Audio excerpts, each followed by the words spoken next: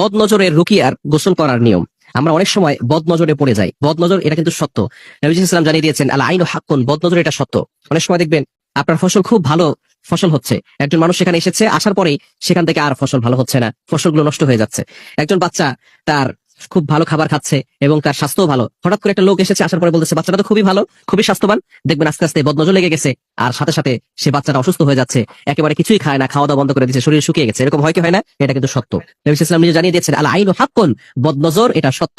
সুতরাং এই বদনজর থেকে বাঁচার জন্য কি করবে? আবার অনেক সময় ব্ল্যাক ম্যাজিক, জাদুটোনা, কুফরি কালাম আমাদের জন্য করা হয়। বিশেষ করে এগুলো কিন্তু দূরের মানুষরা করে না, আশেপাশে যে মানুষগুলো আছে তারাই কিন্তু এই ব্ল্যাক ম্যাজিক করে, জাদুটোনা করে আপনাকে ক্ষতি করার চেষ্টা করে, যাতে করে আপনি ক্ষতির ভিতরে পড়ে যেতে পারেন। এর থেকে বাঁচার উপায় কি? বিশেষ করে বদনজর যদি আপনার লেগে যায়, বিশেষ করে আপনি অসুস্থ হয়ে যাচ্ছেন, তারপরে কিছু খেতে ভালো লাগে না, ঘরে ভালো লাগে না, অনেক সময় দেখবেন যে রুমে আপনি থাকতেছেন সেই রুমের ভিতরে আপনার মন টেকতেছে না, সেই রুমের ভিতরে ঢুকলে আপনার শরীর জ্বলতেছে, কেমন যেন ভিতরে ভালো লাগতেছে না, অস্বস্তি ফিল হচ্ছে, অসহ্য লাগছে। এরকম যদি হয় তাহলে মনে করবেন কেউ হয়তো ব্ল্যাক ম্যাজিক করেছে অথবা বদনজর লেগেছে। এটা হলেই সাথে সাথে আপনি গোসল করবেন। কিভাবে গোসল করবেন? প্রথমে একটা পাত্র নেবেন, বড় যে গামলাগুলো আছে অথবা যে এই বল যেগুলো আছে, বড় একটা পাত্র নিয়ে সেখানে পানি ঢালবেন। অবশ্যই আপনি ওযু করবেন, ওযু করে এই কাজটা করবেন এবং সেখানে পানি ঢালার পরে 2 হাত সেখানে রাখবেন, রেখে এরপরে সূরা ফাতিহা, 1 নম্বরে সূরা ফাতিহা পড়বেন 7 বার। প্রথমে দুরূদ শরীফ 7 বার পড়ে নেবেন, দুরূদ ইব্রাহিম যেটা আছে সেটা পড়বেন, দুরূদ শরীফ 7 বার, এরপরে সূরা ফাতিহা 7 বার, এরপরে হচ্ছে আয়াতুল কুরসি 7 বার, এরপরে সূরা ইখলাস 7 বার, সূরা ফালাক 7 বার, সূরা নাস 7 বার, এর আগে সূরা কাফিরুনটাও 7 বার করে পড়ে নেবেন।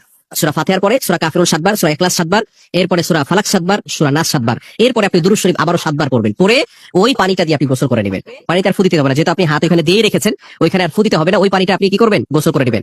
অবশ্যই আমাদেরকে খেয়াল রাখতে হবে, এই আমলটা কিন্তু টয়লেটের ভিতরে করা যাবে না। বিশেষ করে বর্তমানে অ্যাটাচড টয়লেট হয়েছে, প্রত্যেকটা ঘরের সাথে সাথে টয়লেট, বিশেষ করে ফ্ল্যাটে যারা থাকে ঘরের সাথে সাথে টয়লেট, সুতরাং টয়লেটে বসে কিন্তু কোনো দোয়া করা যাবে না। এভাবে গোসল করবেন, ইনশাআল্লাহ আল্লাহ পাক রব্বুল আলামিন অবশ্যই এই বদনজর থেকে, কুনজর থেকে, হিংসুক চোখ থেকে আল্লাহ তাআলা আপনাকে হেফাজত করবেন। অনেক সময় দেখা যাচ্ছে যে আমরা এটা করার পরে সুস্থ হয়ে আবার খারাপ হয়ে যায়। এটা কেন? কেননা আমরা শরীর বন্ধ করে রাখি না। 5 ওয়াক্ত নামাজ আপনাকে মাস্ট বি পড়তেই হবে। যদি এই সমস্যা আপনার থেকে থাকে যে